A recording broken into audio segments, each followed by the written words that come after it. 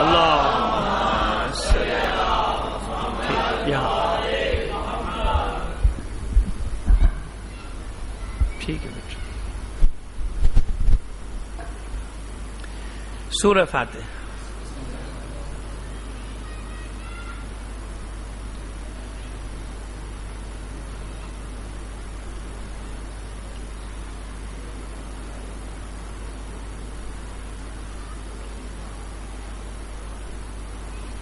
اعوذ باللہ من الشیطان الرجیم. بسم اللہ الرحمن الرحیم. الحمدللہ رب العالمین. الصلاۃ والسلام علی اشرف الانبیاء والمرسلین سیدنا و نبینا ابی القاسم محمد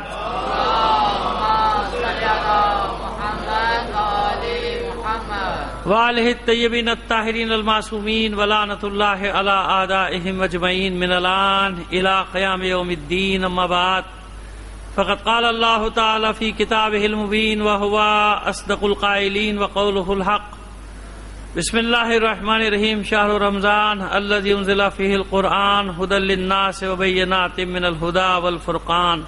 صلوات بھیج دیجئے محمد علیہ محمد.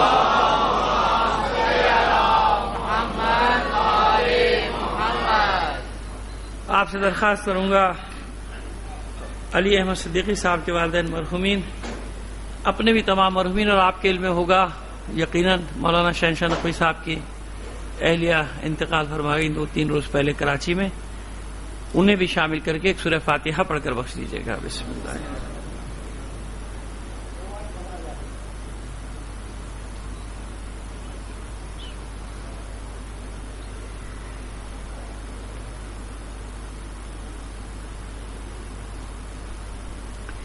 صلوات عنایت فرما دیجیے محمد آل محمد.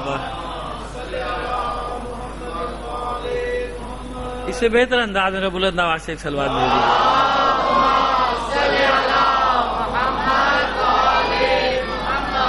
جیسا کہ میں نے عرض کیا کہ یہ جو آیت سرنامہ کلام قرار میں دے رہا ہوں، بلکہ آیت کا ایک حصہ یہ تبرکن ہے، تبرعن، کیونکہ ظاہر ہے کچھ سلسلہ ہے پورا، اس کو بار بار تلاوت کروں. یا ایھا الذین آمنوا کتب علیکم الصیام کما کتب علی الذین من قبلکم لعلکم تتقون. تو وہ میں وقت بچانا چاہ رہا ہوں. آیات تو ہیں آپ کے ذہن میں، اصل ہے موضوع کہ روزے پر ہم بات کر رہے ہیں.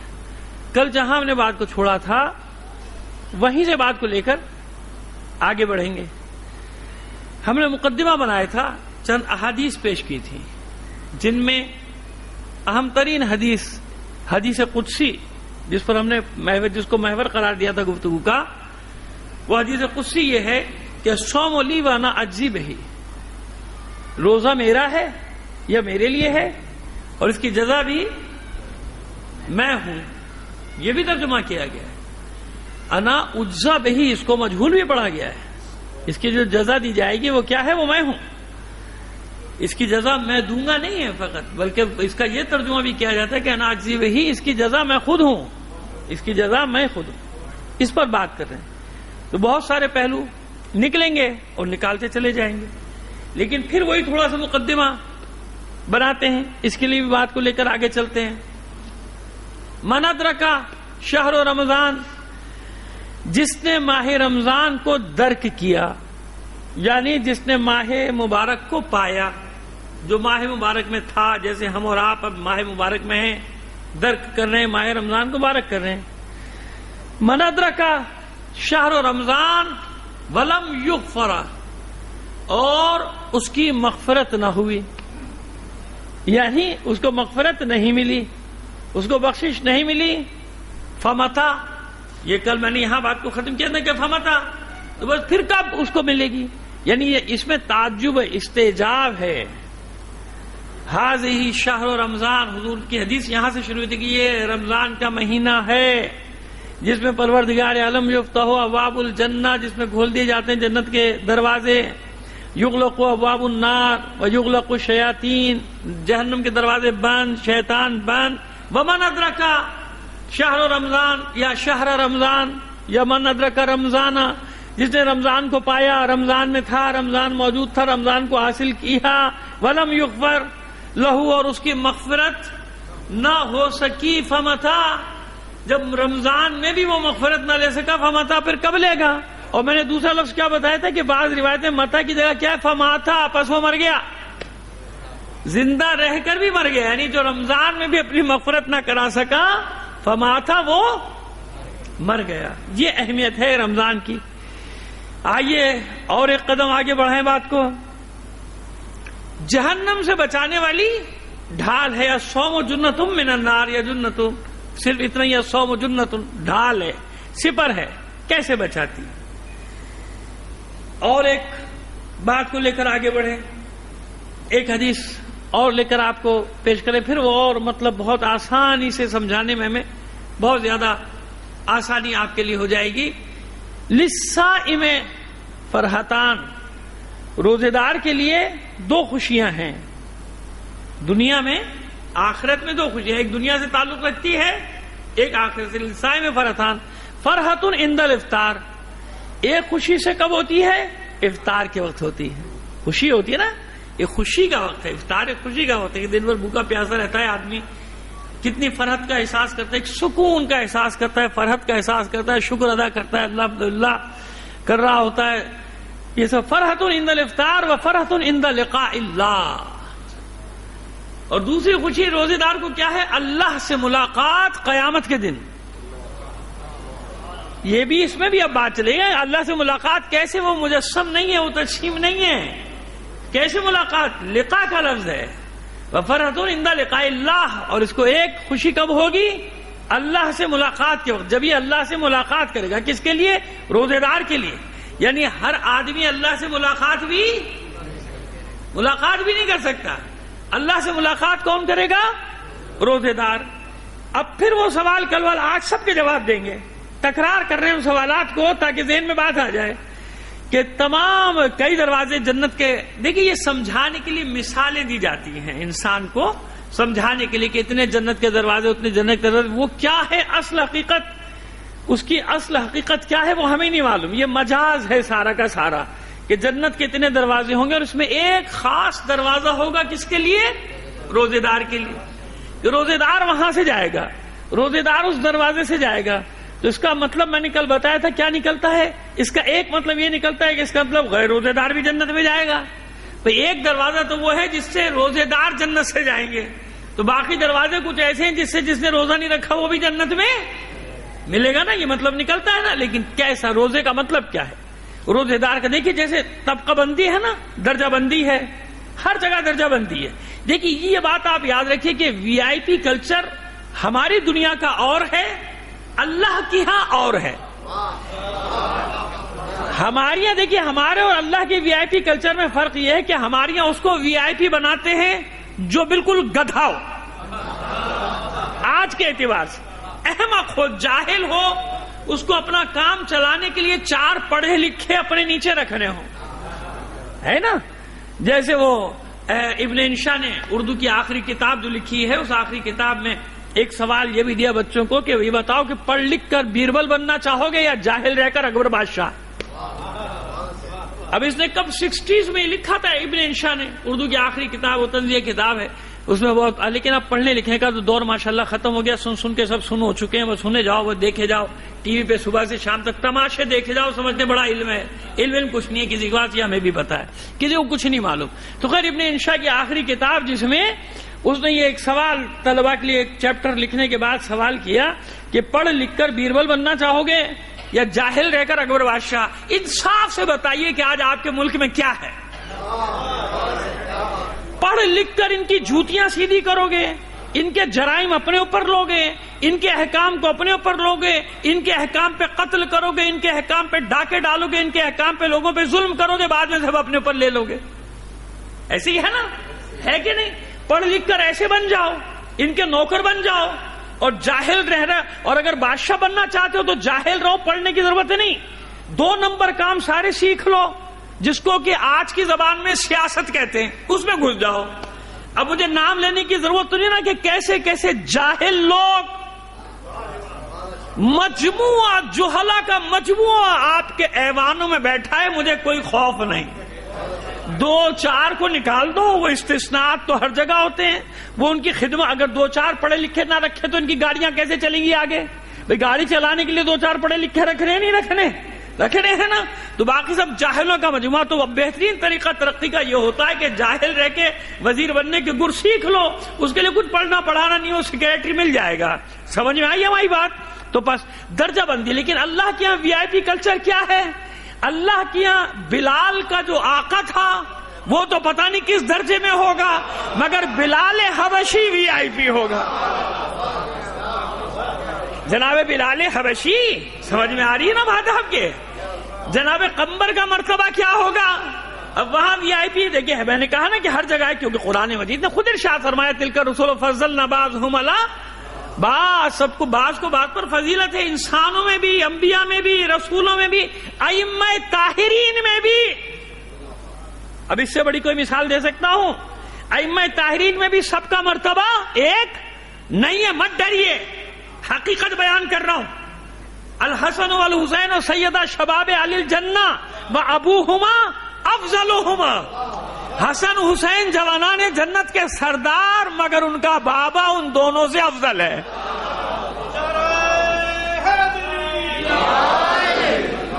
دیکھیں سب معصوم، سب امام، مگر فرق ہے کہ نہیں ہے نا فرق؟ تو بس اللہ کی مرتبہ کسی اور حساب سے ہے بھائی، اللہ کی مرتبہ کچھ اور ہے.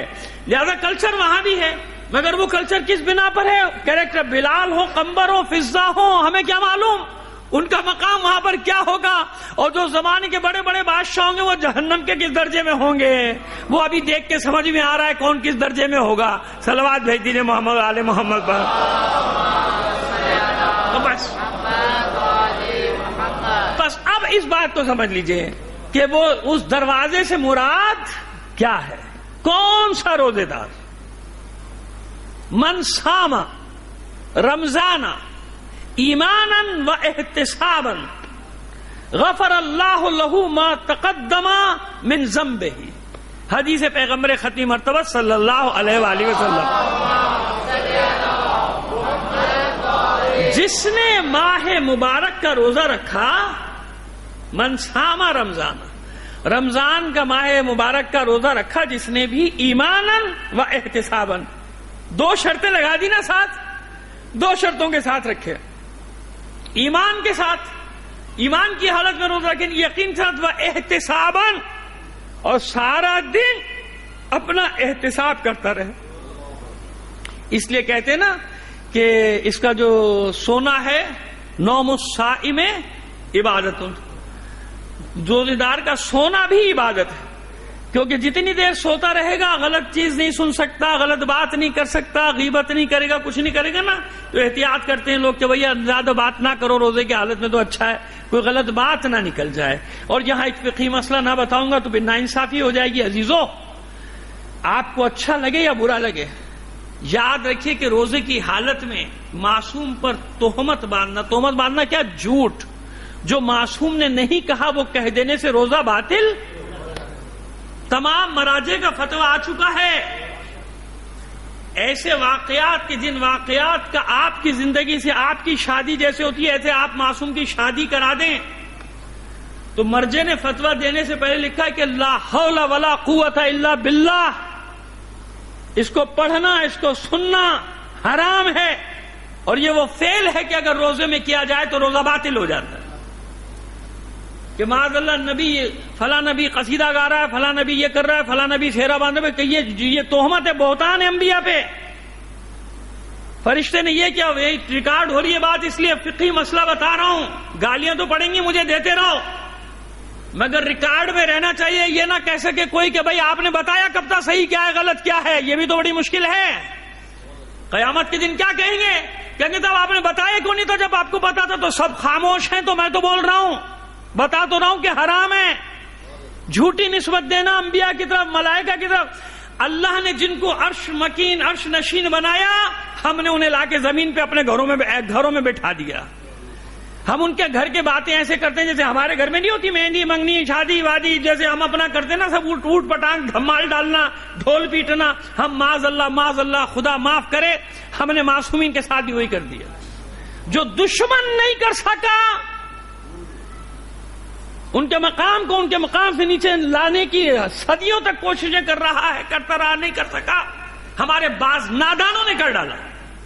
جس کی وجہ سے مسائل کھڑے ہو گئے پوری دنیا میں. سمجھ میں آ رہی ہے ہماری بات؟ روزہ باطل.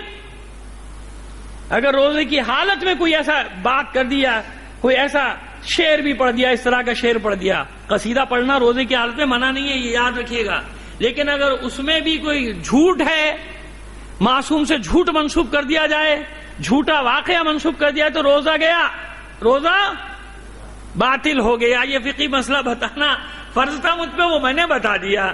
مانے نہ مانے اور سننے کے بعد مجھے جتنا مجھ پر فتوے لگا سکتا ہے لگاتا رہا، مجھے اس کی کوئی پرواہ نہیں. لیکن جو اصلی مسئلہ تھا وہ میں نے آپ کو بتا دیا. تو یہ مطلب ہے ایماناً و احتساباً. جو اس طرح سے روزہ رکھے، معصوم فرماتے ہیں کہ روزہ رکھے مگر اس حالت میں روزہ رکھے کہ ایمان بھی سلامت ہو اور اپنا احتساب بھی کرتا چلا جائے. بس ایسا روزے دار کے لیے کیا ہے؟ اس روزے تو سب رکھیں گے، بس وہ جو مختلف مدارج ہیں، اس روزے دار کے لیے وہ الگ راستہ ہے. اور دنیا میں اس کو بشارت کیا؟ غفر اللہ لہو ما تقدم من ذنبہ، جتنے بھی اس کے گناہ اس سے پہلے یہ کر چکا ہے اس روزے کے صدقے میں اللہ بخش دے گا. یہ ہے وہ رحمت اور مغفرت. صلوات بھیجیے محمد آل محمد. یہ وہ رحمت مغفرت. ایسا روزہ رکھے، نادان کی محبت نہ کرے، دانا کی. ہمیشہ کہتا ہوں کہ معصومین کے ساتھ دانا کی دوستی چاہیے، معصوم کو نادان کی محبت نہیں. ایسا نہ ہو کہ آپ محبت میں ہی ان کے مقام کو معاذ اللہ ٹھیس پہنچانے کے باعث بن جائیں. آپ سمجھ رہے ہیں آپ تعریف کر رہے ہیں، وہاں مسئلہ الٹا ہو رہا ہے، وہاں مسئلہ غلط ہو رہا ہے. ایسا نہیں ہونا چاہیے نا. تو بس وہ جو الگ دروازے سے داخل ہونے کا مطلب ہے وہ کیا ہے؟ تاکہ ممتاز نظر آئیں، الگ نظر آئیں کہ یہ وہ لوگ ہیں جنہوں نے اپنے روزے کی حفاظت کی ہے. ورنہ فاقہ تو سبھی کرتے ہیں، فاقہ تو ہے ہی نا، فاقہ تو سبھی کر رہے ہیں صبح سے شام تک. اب یہ فاقے کا مطلب کہیں بھی لے جائیے آپ، فاقہ کر رہے ہیں روزے کے نام پہ. لیکن اصل روزے دار کے لیے کیا ہوگا؟ تاکہ ممتاز ہو، پہچانا جائے کہ یہ وہ روزے دار ہیں، یہ وہ روزے دار ہیں جنہوں نے اپنے روزے کی حفاظت کی. جیسے روزہ رکھنے کا حق تھا اس طرح سے روزے کو انجام تک یعنی تکمیل تک پہنچایا. 2 حرمتیں انعام میں دی رمضان میں روزے دار کو اللہ نے، 2 عصمتیں دی، 2 فرحتیں دی. ایک صلوات بھیجیے محمد آل محمد پر.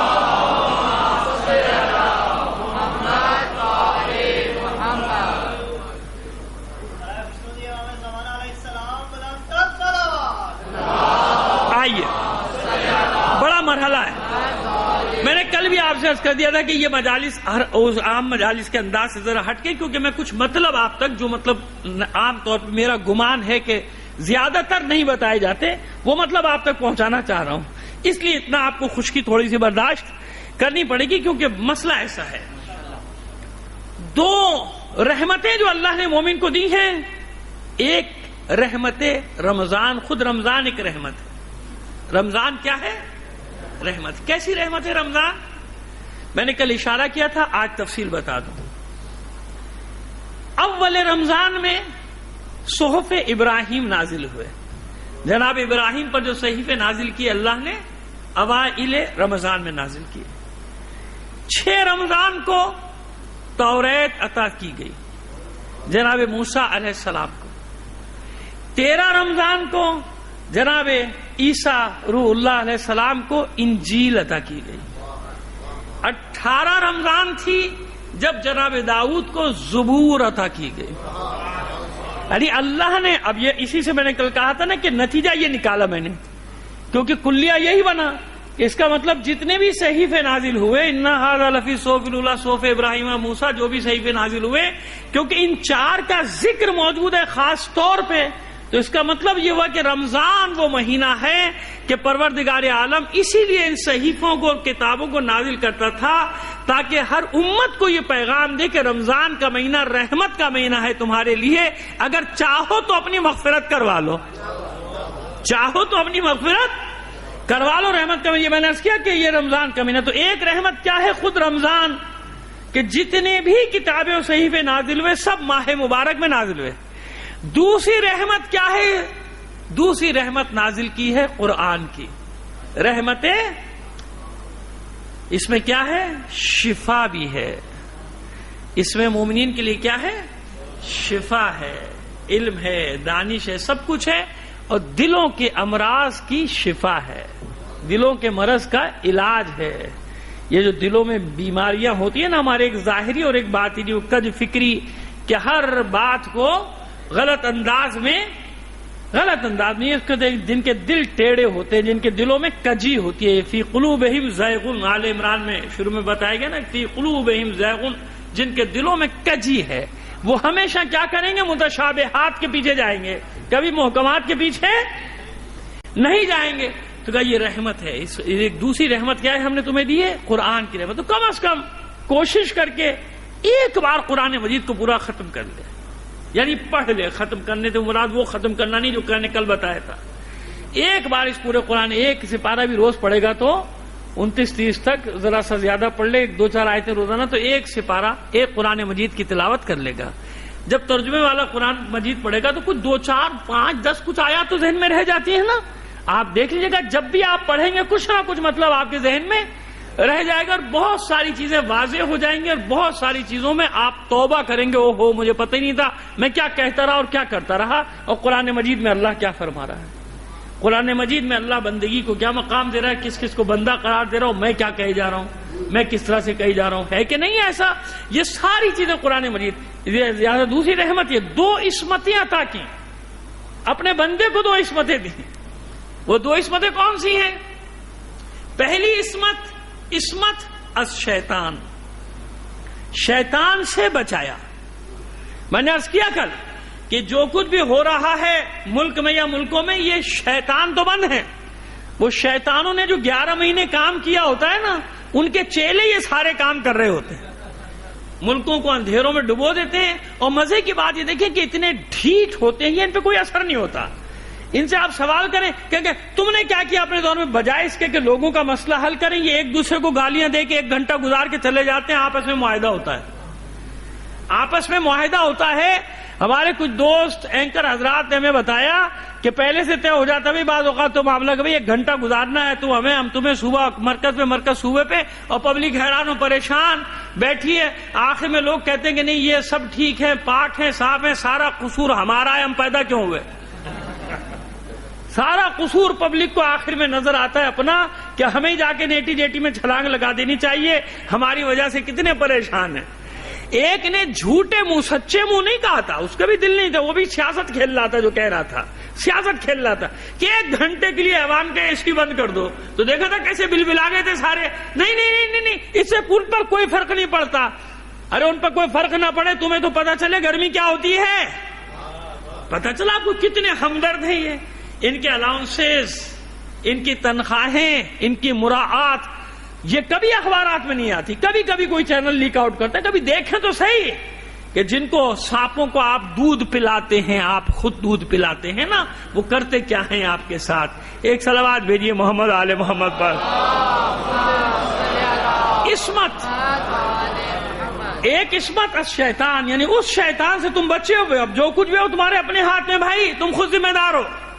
وہ شیطان بند کر دی، کیونکہ بھائی اللہ کا حکم ہے، اور حدیث قدسی میں یہی ہے، اور حدیث پیغمبر بھی ہے، حدیث پیغمبر بھی ہے تو اللہ کا حکم ہے نا بھائی۔ اگر قرآن میں یہ آیت نہ بھی ہو تو حدیث قدسی تو ہے، حدیث رسول تو ہے، اور کل میں حدیث کی تعریف کر چکا کہ جو رسول فرما رہے ہیں وہ بھی تو اللہ کا قول ہے نا۔ حدیث قدسی کیا ہے؟ اللہ کا قول ہے جو رسول کی زبان پر جاری ہو رہا ہے، اور حدیث رسول بھی اللہ کے حکم سے ہی ہے۔ وَمَا يَنطِقُ عَنِ الْهَوَىٰ إِنْ هُوَ إِلَّا وَحْيٌ یوحیٰ، جو فرما رہے ہیں اللہ کا حکم ہے، لہذا شیطان تو بند ہے نا بھائی۔ عصمت الشیطان و عصمت، دوسری عصمت کیا عطا کی ہے؟ جہنم کی آگ سے بچنا۔ عصمت از نیران کہہ لیں فارسی میں، اور عربی میں کہیں تو عصمتم من النار، جہنم کی آگ۔ اب بتائیے وہی تو بات ہوئی نا، جو اس میں بھی اپنے آپ کو نہ بچا سکے اسے بدبخت کون ہے؟ اسے بڑا بدبخت کون ہے؟ مولا کا ماتم کر رہا ہو مولا کے جلوس میں، اور صرف اس لیے شان سے جلوس میں کھلا کھا رہا ہے کہ کون پکڑے گا، ہمارا جلوس ہے، روڈ پہ ہماری بادشاہی ہے، مذہب کا مذاق اڑوا رہا ہے، دین کا مذاق اڑوا رہا ہے، دنیا کو تماشا دکھا رہا ہے کہ یہ بے روزے دار جا رہے ہیں، روزے دار کا ماتم کر رہے ہیں، بے روزے دار جا رہے ہیں۔ سب کو نہیں کہہ رہا، جہاں ہوتا ہے وہاں کی بات کر رہا ہوں. کبھی دیکھا ہے آپ نے؟ میں نے دیکھا ہے، یقیناً آپ نے بھی دیکھا ہوگا، کیونکہ جلوس ہے اپنا، کوئی روکنے والا ہے نہیں، لہذا کھاؤ پیو. کچھ لوگ ایسا کرتے ہیں، کچھ لوگوں کے کرنے کا نتیجہ کیا ہوتا ہے؟ سب کے لیے ذلت کا باعث بن جاتا ہے نا وہ فعل. ماتم کس کا کر رہا ہے؟ روزے دار کا. ماتم کس کا کر رہا ہے؟ جسے روزے کے عالم میں سر پہ ضربت لگی ہے. ماتم کس کا کر رہا ہے؟ کہ سارا سال نہ صحیح تو اتنا تو طے ہے نا کہ جو 3 مہینے روزے سے رہتا تھا، رجب شعبان رمضان، اس میں کسی کو شک ہے؟ اگر غلط ہے تو بتا دیجئے بھائی. ماتم کس کا کر رہا ہے؟ کہ جو کم از کم باقی سال مجھے نہیں معلوم نا، وہ تو روزے رکھتے ہی تھے، پیر بدھ جمعرات جو بھی ہو، لیکن یہ 3 مہینے تو مصدقہ ہے نا کہ میرا مولا اور اللہ کا حبیب ہر معصوم یہ 3 مہینے پورے روزے رکھتے تھے. آپ کا رمضان اب شروع ہوتا ہے، وہاں رجب سے شروع ہو جاتا تھا. رجب شعبان رمضان اس روزے دار کا ماتم کر رہا ہے، اور اس لیے روزہ نہیں رکھ رہا کہ میں مولا کا ماننے والا ہوں، مجھے روزہ رکھنے کی ضرورت کیا، میں تو ویسے ہی جنت میں چلا جاؤں گا. پتہ چلے گا بیٹا جی جب جائے گا تو پہنچ تو صحیح قبر میں. صلوات بھیجیے محمد آل محمد پر.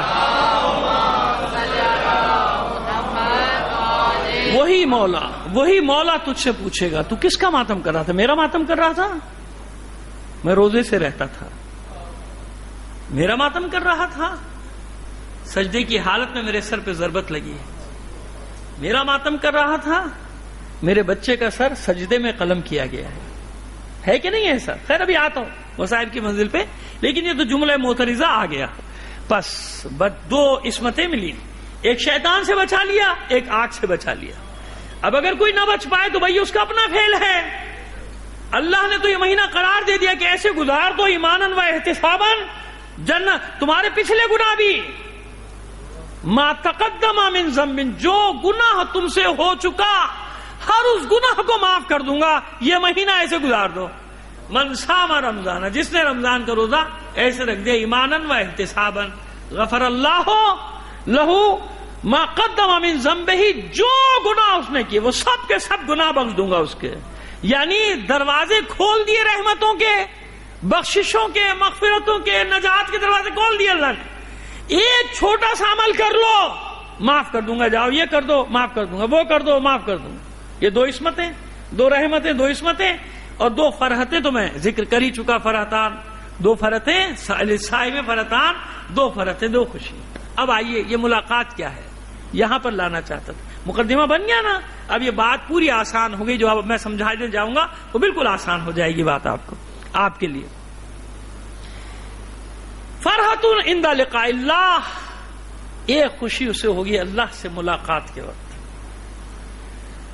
یہ اللہ سے ملاقات ہے کیا؟ ذرا سا ہمارا ساتھ دیجیے گا. اللہ سے ملاقات کیا؟ اللہ سے ملاقات یاد رکھیے کہ خاص جو اللہ کے بندے ہیں نا، ان کے لیے یہ استعمال ہوتا ہے. یعنی عرفا کی اصطلاح میں لقاء اللہ کا معنی کچھ اور ہے. جلوے الہی سے سیراب ہوں گے، دیدار خدا انہیں نصیب ہوگا.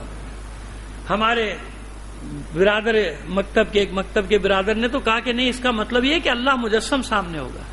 وہ یہاں تک آگے چلے گئے اس معنی میں، کہتے کہ نہیں مجسم. نے کہا نہیں، لن ترانی یا موسیٰ، یہ لن ترانی جو ہے، یہ لن جو ہے یہ ابدی نفی ابدی ہے. اللہ کو نہ یہاں دیکھا جا سکتا ہے نہ وہاں دیکھا جائے. لن ترانی یا موسیٰ، موسیٰ دیکھ نہیں سکتے. اس کی وجہ ہے نا وہ محیط ہے. اسی لیے جبرائیل پیچھے رہ گئے تھے نا پیچھے، کیونکہ جبرائیل کو بھی نہیں پتا کیا ہے. جبرائیل نے کہا آگے مجھے نہیں معلوم کیا ہے، بس اس دنیا میں آپ جائیے، وہ جانے آپ جانے. اور رسول نے بھی جلوے کی تشریح کی، اللہ سے ملاقات کا احوال بتایا، معراج کے حالات سارے بتائے، لیکن اللہ کے دیدار کی تجسیمی یا مجسم کوئی شکل بتائی نہیں. لہذا جب رسول نے نہیں بتایا تو کیا پھر کسی ذاکر کو، خطیب کو، عالم کو یہ حق حاصل ہے؟ حق حاصل ہے. جس نے ملاقات کی ہے وہ تو نہیں بتا رہا کیا ہوا، یعنی کیا دیکھا، کیا باتیں تو ہوئی. اور منزل بھی کتنی؟ 2 کمانوں سے بھی کم کا، 2 کمانوں سے کم کا فاصلہ. اس 2 کمانوں کی تشریح کبھی کی تھی، مجھے یاد نہیں کی تھی یا نہیں کی تھی. یہ کیا مطلب ہے اس کا؟ دنا فتدل فکان قاب قوسین او ادنا، آگے بڑھا قریب ہوا، اتنا قریب کہ 2 کمانوں سے بھی کم فاصلہ. یہ 2 کمانوں کا محاورہ عربی میں کیوں استعمال ہوتا تھا، کب استعمال ہوتا تھا؟ جن کو معلوم ہے ٹھیک ہے، لیکن اکثریت کو نہیں معلوم، اسے بتانے جا رہا ہوں، اس کی سمجھ میں آ جائے. قبائلی جنگیں ہوتی تھی نا، جب لڑ کے تھک جاتے تھے، بالکل تھک جاتے تھے، تو پھر سردار دونوں قبیلوں کے آگے بڑھتے تھے، کمانے سینے سے لگا کے اپنے اپنے سینے پہ اپنی کمان لگاتے تھے، اور پھر وہ دونوں آپس سے ملتے تھے، اور جب دونوں مل جاتے تھے پھر تیر چلایا جاتا تھا، جس کا مطلب ہوتا تھا کہ دونوں لشکروں میں پھر جشن منایا جاتا تھا کہ جنگ کا خاتمہ ہو گیا. یعنی ایک کمانوں سے کم کا فاصلہ، وہاں 2 کمانوں کا فاصلہ استعمال ہوتا تھا کہ بھئی اب محبت شروع اور لڑائی ختم. تو دونوں سردار آ کے ایسے ملتے تھے، کمانے ایک دوسرے کے ساتھ وہ ملا دیا کرتے تھے. یہ اس محاورے کی طرف قرآن مجید میں اشارہ ہے، دنا فتد ثم دنا فتدل فکان قاب قوسین او ادنا، بلکہ اس سے بھی قریب، اتنا قریب. یعنی یہ تو بتا دیا نا، قرآن نے بتایا کتنے قریب تھے دونوں، کہ 2 کمانوں سے بھی کم کا فاصلہ تھا. مگر اس کے باوجود خدا کے رسول نے کیا مجسم ہونے کا اعلان کیا؟ اللہ کے تجسیم بتائی، معاذ اللہ کوئی شکل و صورت بتائی نہیں. تو جو چیز اللہ کے رسول نے بیان نہیں کی، مجھے حق پہنچتا ہے کہ میں اپنی ٹانگ اڑاؤں، مجھے حق پہنچتا ہے کہ میں معاذ اللہ تشریح کروں اور مجسم قرار دوں اللہ کی ذات کو.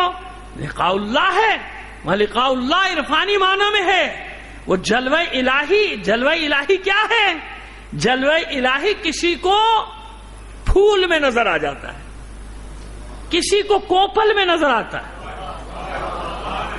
کسی کو تپتی دھوپ میں جلوہ الہی نظر آ جاتا ہے، وہ جلوہ الہی. کسی کو سرد راتوں میں نماز شب پڑھتے ہوئے جلوہ الہی. جلوہ الہی کیا ہے؟ جب سوال کا جواب آنے لگے.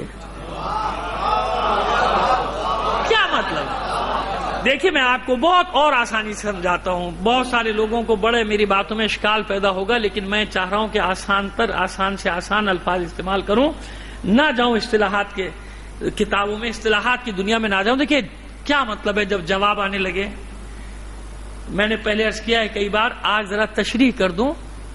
جب آپ بہت پریشان ہو یا بہت خوش ہو، کبھی بھی کیا کسی بھی کیفیت میں ہو، آپ گفتگو کیجئے اللہ سے رات کو، سناٹے میں، تاریکی میں، جب سب آپ کے گھر والے سو چکے ہو، اپنے دل کی باتیں کیجئے.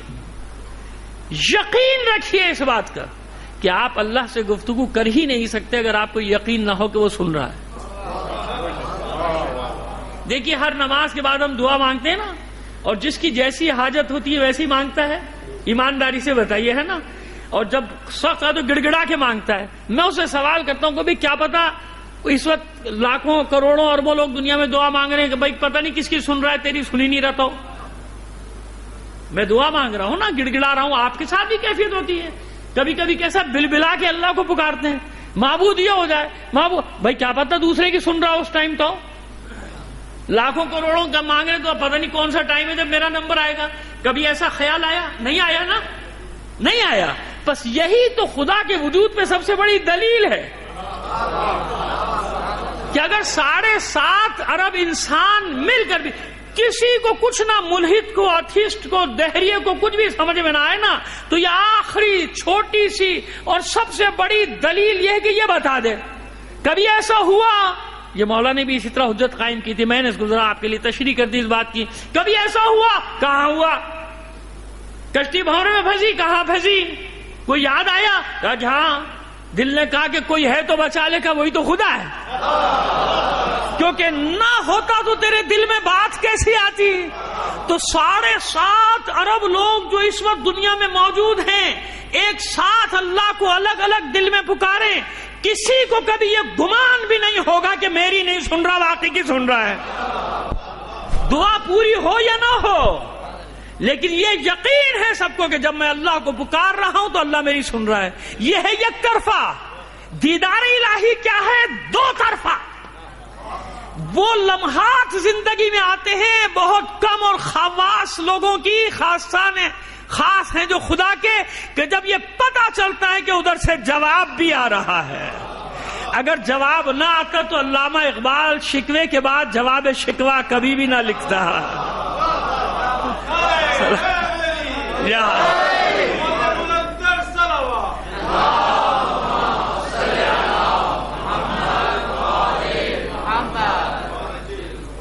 جواب شکوہ پہ لوگوں نے فتویٰ لگا دیا. کافر کا جواب شکوہ پہ کسی نے فتویٰ نہیں لگایا. کسی مولوی نے مفتی نے نہیں لگایا. شکوہ پہ فتویٰ لگا تھا کہ کافر ہو گیا اقبال. جواب شکوہ پہ نہیں لگایا. حالانکہ فتویٰ جواب شکوہ پہ لگانا چاہیے، کیونکہ جواب شکوہ میں اللہ کی زبان سے جواب دیا ہے اقبال نے، ہے نا. کیا اقبال پہ وحی آئی ہے؟ کسی مولوی ملا کی جرت ہوئی؟ نہیں ہوئی نا، کیونکہ جانتا ہے کہ شکوے میں تو اشکال ہو سکتا ہے، جواب میں اشکال نہیں ہو سکتا. یہ وہ منزل ہوتی ہے جب انسان کے ضمیر اس کے ہر سوال کا جواب دے رہا ہوتا ہے کہ اگر میرے ساتھ یہ ہو رہا ہے تو کیوں ہو رہا ہے، میں نے کیا کیا تھا، میں نے کیوں کیا تھا. سمجھ میں آ گئی ہماری بات؟ یہ ادنا سی منزل ہے لقاء اللہ کی، ادنا سی منزل جب وہ حس کرتا ہے جواب کو، محسوس کرتا ہے کہ جواب آ رہا ہے. اب آئیے انا اجزی بہی مشکل ترین مرحلے کو حل کریں. جہاں سے شروع کیا تھا وہیں بات، کیونکہ ابھی اسی پر نہ معلوم کہاں تک بات جائے گی، آگے کتنے دن تک، مگر ہم نے محور کل بتایا کہ اسی کو قرار دیا. یہ بات سمجھانے میں ہم کامیاب ہو گئے انشاءاللہ خدا کی مدد سے، آپ لوگوں کی دعا سے، اور آپ بھی سمجھنے میں کامیاب ہو گئے تو بہت سارے مسائل حل. صوم لی وانا اجزی بہی حدیث ہے، سالہ سال سے آپ سن رہے ہیں، لوگ پڑھتے ہیں چلے جاتے ہیں. روزہ میرے لیے ہے یا روزہ میرا ہے، دونوں ترجمے کی ہیں تشریح کرنے والوں نے، مفسرین نے اس حدیث کی. روزہ میرا ہے وانا اجزی بہی، اس کی جزا میں دوں گا یا نہیں؟ روزہ میرا ہے اور اس کی جزا بھی میں ہوں. کیا مطلب ہے؟ ایک حقیقت کل بتائی تھی آپ کو، ایک حقیقت آج سنیے اس حدیث کی. آپ کی جتنی بھی عبادتیں ہیں نا، یہ قابل اعتبار نہیں ہے. قابل اعتبار یعنی امکان کی بات کر رہے ہیں. یہ نہ سمجھے گا کہ کوئی عبادت قابل اعتبار ہی نہیں، عبادت کرنا چھوڑ دو. مطلب یہ نہیں ہے. مطلب یہ کہ ان کا کوئی بھروسہ نہیں ہے. کیا مطلب بھروسہ نہیں ہے؟ قیامت کے دن کوئی کھڑا ہو گیا آپ کا دشمن، کوئی بھی دشمن جس کا دنیا میں کچھ آپ پر تھا، باقی مخالف تھا، خاندان کا تھا، دشمن تھا، چاہے دوست تھا، نام اول میں کہتی کہا بھائی میں نے تجھ پر یہ احسان کیا تھا، میرا تجھ پر یہ ٹھیک ہے، اپنی نمازیں دے. نماز آپ کی ہے نا بھائی، آپ نے اپنے لیے پڑھی ہے، نماز دے، اپنا حج دے، ہے نا. اللہ نے ضمانت دی روزے دار کو، صوم لی. قیامت کے دن تیرے دشمن ساری عبادتوں پہ دعویٰ کریں گے، روزے پر دعویٰ نہیں کر سکتے، کیونکہ روزہ تیرا نہیں، روزہ میرا ہے. نعرہ تکبیر، اللہ اکبر، نعرہ رسالت، یا رسول اللہ، نعرہ حیدری،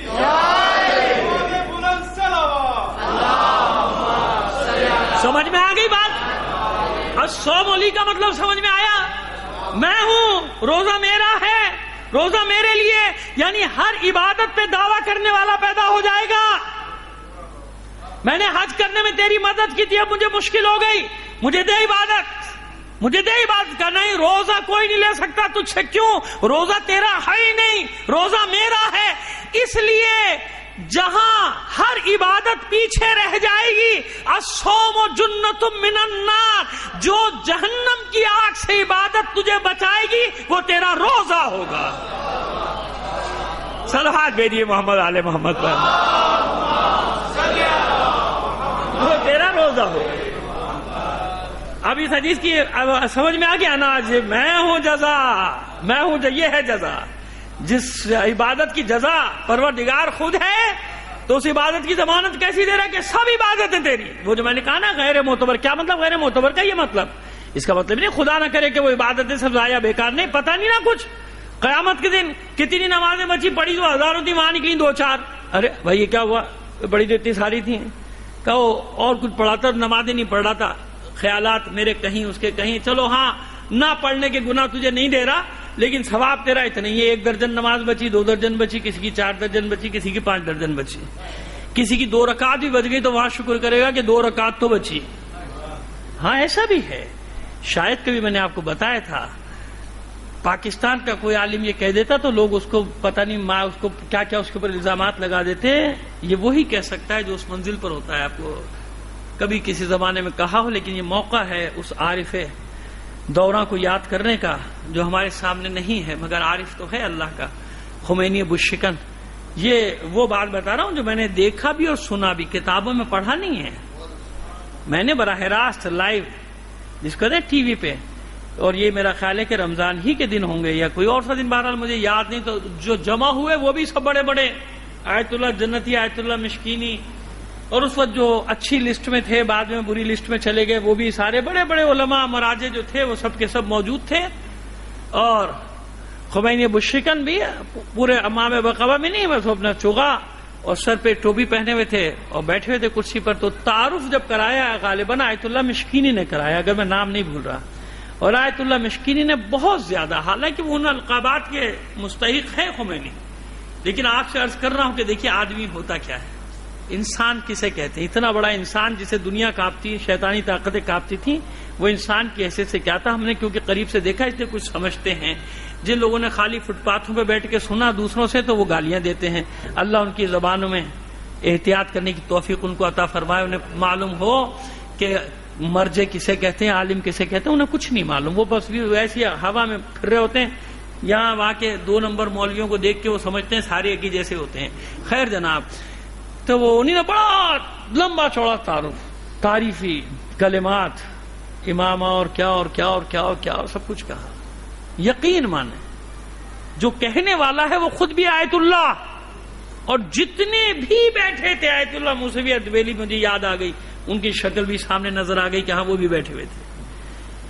اور بڑے خود آیت اللہ خامنئی یعنی رہبر معظم صدر تھے، صدر جمہوریہ تھے، وہ بیٹھے ہوئے. جتنی کریم تھی علماء کی وہ سب بیٹھے ہوئے.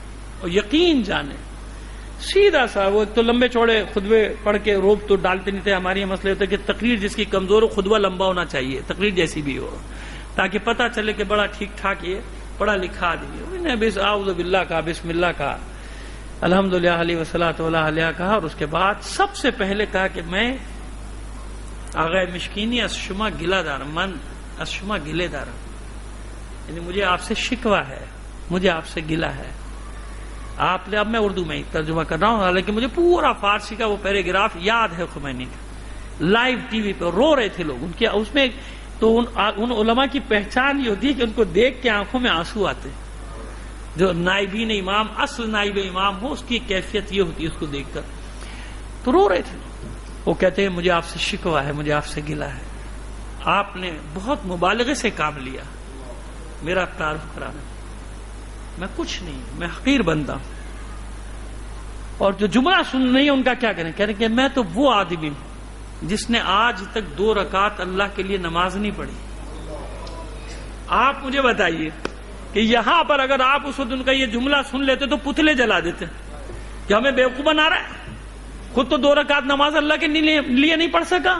او بابا، وہ عارف باللہ ہے، وہ کیا کہنا چاہ رہا ہے؟ وہ فرق رکھنا چاہ رہا ہے آقا اور غلام کا. سمجھ میں آئی میری بات؟ کہاں ڈھونڈتے ہو علی کے فضائل؟ علی کے فضائل ملیں گے علی کے غلاموں میں. خمینی یہ فرق بتا رہا ہے کہ روئے زمین پہ صرف علی ہے، کہ جب نماز پڑھتا ہے تو نہ کوئی خوف ہے نہ کوئی لالچ. میں نے جتنی بھی نمازیں پڑھی ہیں یا خوف میں پڑھی ہیں یا لالچ میں پڑھی ہیں. یہ مطلب ہے اس کے اس جملے کا. اور سب سمجھتے تھے کیا کہہ رہا ہے خمینی کہ میں نے 2 رکعت نماز آج تک اللہ کے لیے نہیں پڑھی. یعنی جو پڑھ رہا ہوں کس لیے پڑھ رہا ہوں؟ اپنی بچت کے لیے پڑھ رہا ہوں نا، اپنے کو بچانے کے لیے پڑھ رہا ہوں. سمجھ میں آئی بات؟ تشریح ہو گئی یا تشنگی ہے؟ اس جملے کی سمجھ میں آ گئی کہ نہیں پڑھنا؟ اگر یہاں کوئی کہہ دیتا تو اس کا کیا حشر کرتے آپ؟ یا اس وقت اگر آپ کو سمجھ میں آ جاتی, کسی نے بتا دی کہ خمینی نے پمفلیٹ چھپ گئے ہوتے, کتابیں چھپ گئی ہوتی, کس کے پیچھے جا رہے ہو, وہ تو نماز ہی نہیں پڑھتا اللہ کے لیے. ہمارے یہاں ماشاءاللہ عقلیں بھی تو بڑی تیز کام کرتی ہیں نا, آگے آگے کام کرتے. منفی کاموں میں تو واہ واہ واہ واہ سبحان اللہ ایسے جاتے ہیں. میری اچھی بلی سیدھی سادی تقریر میں سے جملے نکال کے کلپ ڈال دیتے ہیں تو ٹیڑھا بات ہو جائے, پھر تو کیا بات کیا کہنے. صلوات بھیجیے محمد آل محمد پر. کیا مطلب؟ یعنی خمینی بتا رہا ہے کہ میں غلام ہوں, وہ آقا ہے. یہ شرف صرف علی کا ہے کہ اس نے جو عبادت کی اور اس عبادت کو کرنے سے لیے علی نے کیا کہا, واللہ ما شککت مذ اریتہ. خدا کی قسم علی کو کبھی شک نہیں ہوا جب سے اسے حق دکھایا گیا, کبھی بھی نہیں, کبھی. ولو کشف الغطاء, اگر سارے حجابات ہٹا دیے جائیں, ما ازددت تو یقینی, یا یقیناً میرے یقین میں کوئی اضافہ ہونے والا نہیں ہے. تو خمینی کا یہ جملہ فرق بتا رہا ہے آقا اور غلام کا, کہ ہم جو عبادت کرتے ہیں وہ اللہ کے لیے, اللہ کے حکم میں تو کر رہے ہیں.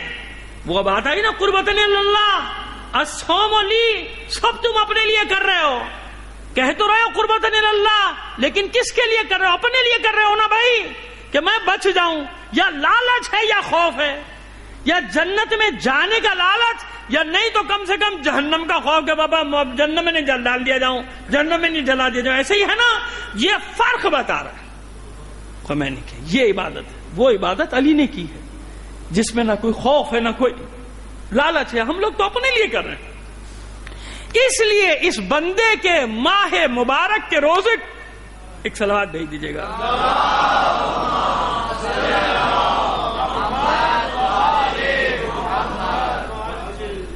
اس ماہ مبارک کے روزے کو کیا کرے, الصوم لی. اگر تیری ان عبادتوں میں کوئی کمی رہ گئی, امکان ہے کہ نہیں ہے, انصاف سے بتے نا. میں اقبال جرم کر رہا ہوں, اعتراف کر رہا ہوں بھائی, کہ نمازیں جو ہم لوگ سب پڑھتے ہیں, ہم سب پڑھتے ہیں, کہیں نہ کہیں خیال آتا ہے, نہیں آتا, نہیں آتا تو بھولتے کیوں ہیں؟ شکیات نماز کیا ہے؟ ارے پیش امام پڑھتے پڑھتے بھول جاتا ہے, جبھی تو پیچھے والا بتاتا ہے. شکیات نماز ہے نا بھئی, نماز باطل نہیں ہوئی اگر اس پہ عمل کر لیا. شکیات پہ, شکیات جس کو نماز یعنی یا جو پڑھانے والا اس کو معلوم ہے کہ اس پر کیا کرنا ہے, 3 کی جگہ 4 ہو گئی تو کیا کرنا ہے, 4 کی جگہ 3 ہے تو کیا کرنا ہے, سجدہ بھول گیا تو کیا کرنا ہے, رکوع بھول گیا تو کیا ہے نا, امکان جبھی تو شکیات نماز ہے. اس کا مطلب ہر جگہ امکان موجود ہے دھیان بھٹکنے کا. دھیان بھٹکنے سے نماز باطل نہیں ہوتی مگر کامل بھی نہیں ہوتی. نماز باطل نہیں ہوئی آپ کی. شکیات نماز اسی لیے ہے کہ بھئی یہ عمل کر لو, نماز ہو گئی, چلو پڑھ لو. دھیان ادھر ادھر چلا گیا, نماز باطل نہیں ہوئی, ہو گئی, نماز ہو گئی پوری. اسی لیے جماعت میں پڑھتے رہو, جو سوچنا ہے سوچتے رہو, اور آگے جو مولوی کر رہا ہے کرتے رہو. اس لیے کہا کہ جماعت کا زیادہ ثواب ہے, چلے جاؤ, گھر میں پڑھو گے تو زیادہ بھول جاؤ گے, پھر دوبارہ پڑھو, پھر یہ پڑھو, پھر وہ کرو. مولوی کے سر پہ ڈال دو ساری نمازیں اپنی, ختم. اور پھر جو سوچنا ہے سوچتے رہو, رکوع میں, قیام میں, اس میں جیسے جب جائیں گے ویسے کرتے رہو بھائی. اپنے صلوات بھیجیے محمد آل محمد پر. اب تو اس میں تو آپ کا فائدہ, اس لیے بتا رہا ہوں کہ جماعت سے پڑھو, اس میں آسانی ہے. لیکن بہرحال یہ تو ایک مذاق کی بات تھی, ازراہ مزاح میں نے یہ جملہ کہہ دیا. لیکن یاد رکھیے کہ ہے نا, حقیقت ہے نا, میں اور آپ انسان ہیں نا, گناہ گار انسان ہے بھائی, معصوم تھوڑی ہیں. ہم سے ہو سکتا ہے, ہوتا ہے, تو کمی بیشی کا امکان ہے نا, ہے. اب اس کمی بیشی کو کون چیز پوری کرے گی؟ الصوم جنۃ من النار. یہ تیرا روزہ ڈھال بن جائے گا, تجھے جہنم میں نہیں جانے دے گا. کیوں؟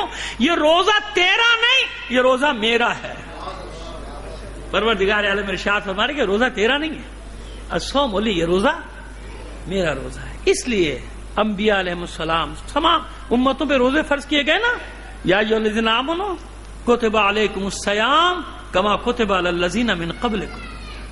یہ نہیں کہ تم پر, سب امتوں پہ, کسی پر تو 40 دن تک روزہ فرض تھا, اور اب تک وہ روزے کی شکل کسی نہ کسی شکل و صورت جو ہے وہ کہیں نہ کہیں ہے ضرور. عیسائیوں میں ہے, یہودیوں میں ہے, ہندوؤں میں بھی. بھرت, وہی روزے کو کہتے ہیں بھرت. روزہ ہر جگہ ہے. روزہ یعنی اس کا مطلب یہ ہوا کہ کہیں نہ کہیں جا کے کسی نہ, وہ تو تحریفات ہوں گے نا تعلیمات میں, کسی نہ کسی نبی سے رشتہ ہر مذہب کا ضرور جڑتا ہے.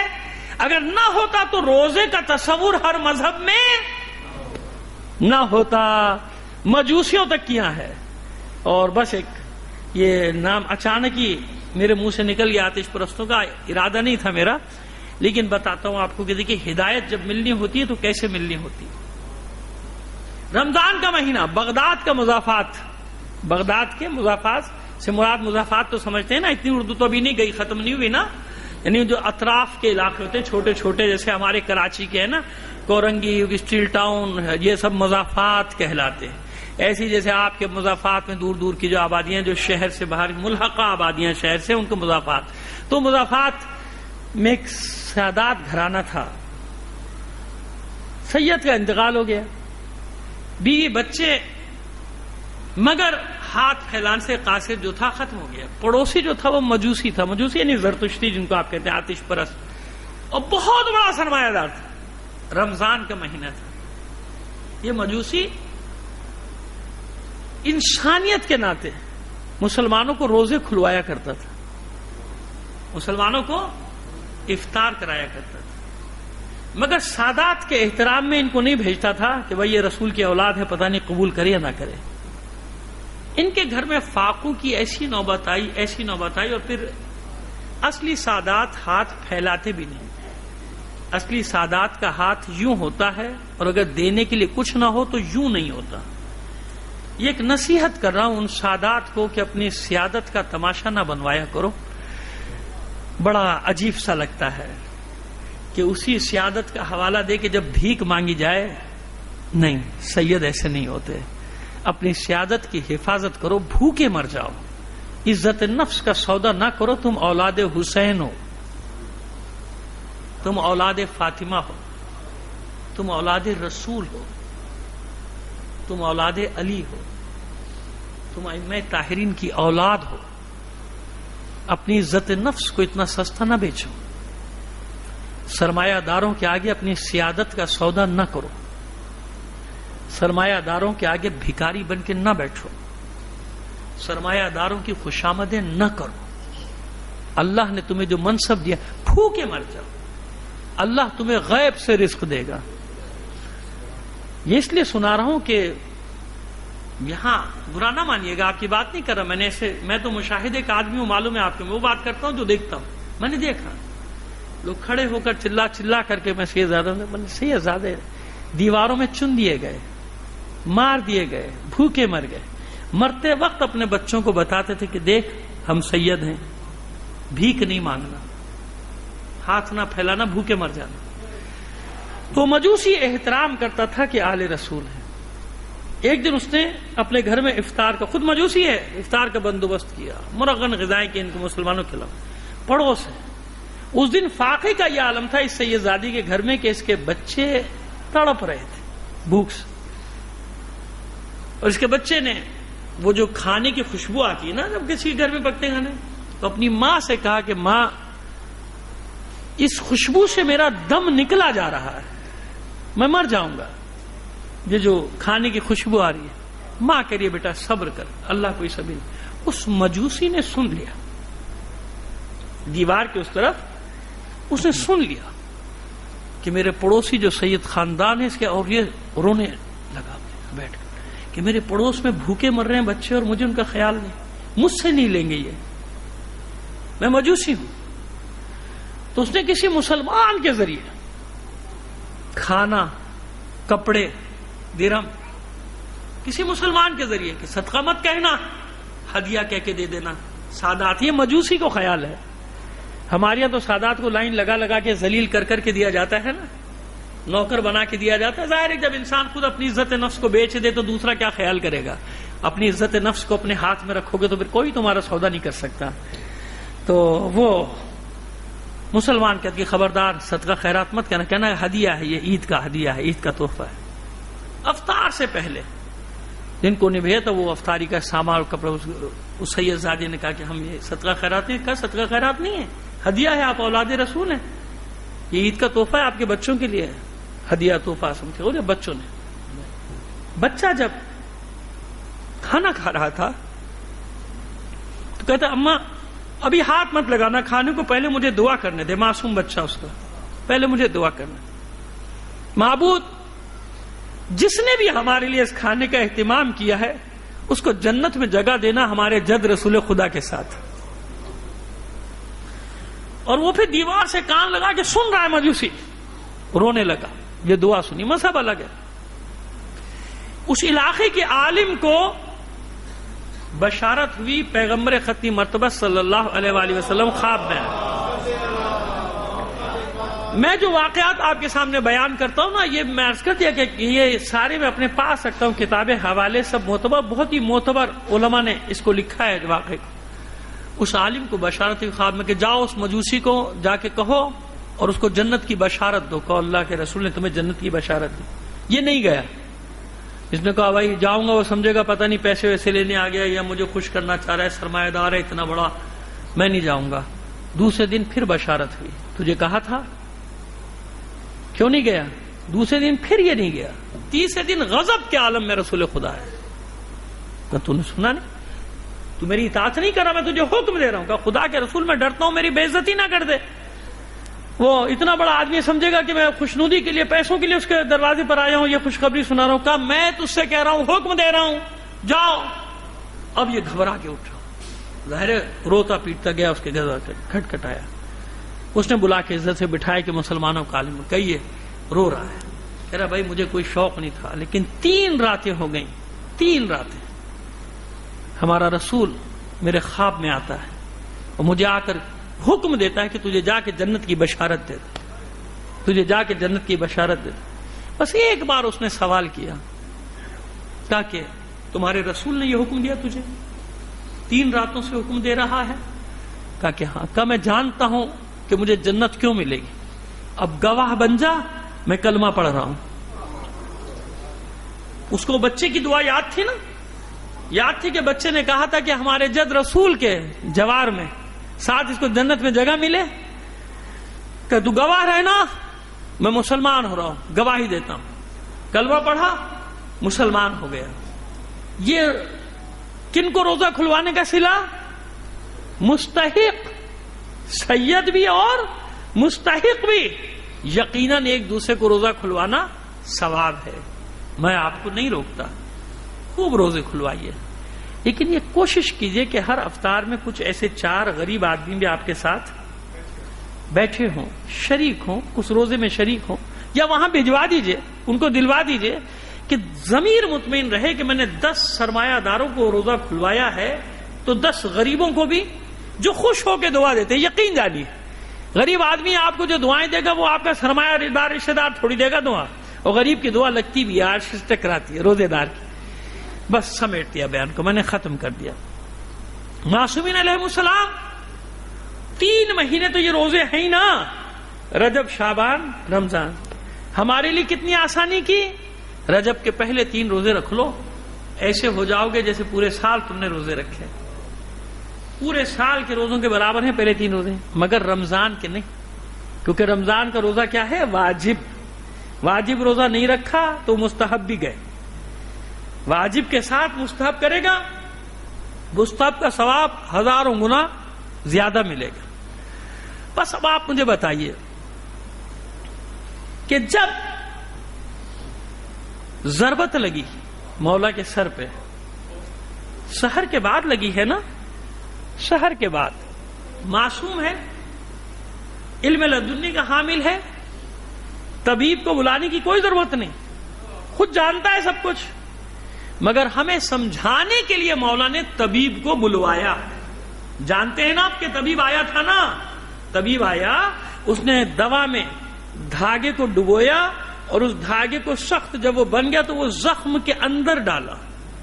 اس زمانے میں جو طریقہ کار تھا طبیب کا، وہ یعنی جراحت کا، وہ اس نے لگایا کہ زخم کیسا ہے پہلے یہ دیکھا جائے، اور پھر اس کے بعد نکالا اور اپنا ماما پھینک دیا اور سر پیٹنے لگا. زخم اتنا گہرا ہے کہ اب افاقے کا امکان نہیں. اس روزے دار کی افطاری کیا تھی؟ میں آپ کو یہ بھی نہیں کہہ رہا کہ اللہ کی نعمتوں سے فائدہ نہ اٹھائیے، نہیں، اللہ کی نعمتوں سے فائدہ اٹھائیے، جو اللہ نے آپ کو نعمتیں دی ہیں اس سے فائدہ اٹھائیے. مگر میرا مولا آپ جانتے ہیں نا کہ وہ مظہر العجائب ہے، مظہر العجائب، کوئی پہنچ نہیں سکتا علی کے فضائل کی تہ تک، علی کے کمالات کی انتہا تک کوئی پہنچ ہی نہیں سکتا کہ علی کیا ہے۔ اس جس سحر میں ضربت لگی ہے اس سے پہلے جو افطار کی ہے وہ کیا کی تھی؟ اپنی بیٹی کے گھر آئے تھے نا، جناب ام کلثوم سلام اللہ علیہ کے گھر آئے تھے، اور آنے کے بعد دو چیزیں رکھی تھی بیٹی نے کہ آج میرے بابا مہمان بنے، لسی اور نمک، یعنی روٹی کے ساتھ۔ دیکھ کر علی نے کہا کہ بیٹی تو جانتی ہے کہ علی نے ایک چیز کے سوا کبھی دوسری چیز سے افطار نہیں کی، تو نے دو چیزیں کیوں رکھی ہیں علی کے سامنے؟ گھبرا کے بیٹی نے نمک ہٹانا چاہا، کیونکہ مزاج جانتی ہے بابا کے کہ یہ دودھ یا لسی جو ہے یہ رہ جائے ہٹ جائے، تو امام نے کہا نہیں، اس کو رہنے دے، نمک کو یہ ہٹا لے۔ یہ ہے علی، رات بھر انتظار کرتا رہا، ٹہلتا رہا، آج کی شب ہے جس کا مجھ سے وعدہ کیا گیا۔ کس کا ماتم کرتے ہو؟ علی کا ماتم کرتے ہو نا۔ ماتم کس کا کیا جاتا ہے؟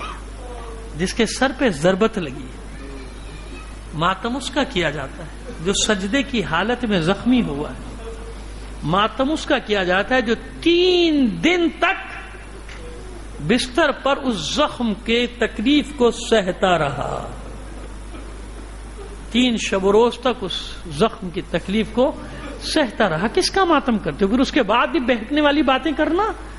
اللہ ہدایت دے بحق محمد و آل محمد ان لوگوں کو جو خود بھی بہکے ہوئے ہیں، اوروں کو بھی بہکانے کی کوشش کرتے ہیں۔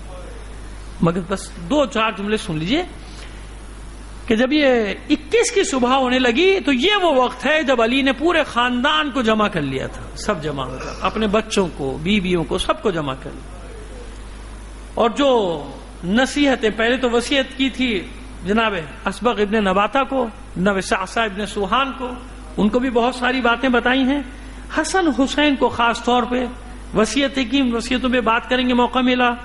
لیکن اب یہ وہ وقت ہے کہ جب اسرار امامت حسن کے حوالے کیے جا رہے ہیں۔ حسن کو سینے سے لگا کے بھینچا ہے مولا نے، یہ ہر امام کے بارے میں ملا ہے، سینے سے لگا کے بھینچا، یعنی جس کو کہتے ہیں کہ اسرار امامت یا اختیارات امامت، منصب امامت، سب امام ہیں، شروع سے امام ہیں، لیکن اب اختیارات حوالے کیے جا رہے ہیں، منصب حوالے کیا جا رہا ہے کہ اب آج کے بعد حسن کا حکم نافذ العمل ہوگا، اور سب کو خطاب کر کے کہا کہ دیکھو یاد رکھنا، سب میرے بیٹے حسن کی اطاعت کرنا، حسین سمیت۔ جناب سید الشہداء کے امام ہیں کہ نہیں امام حسن؟ ہے نا؟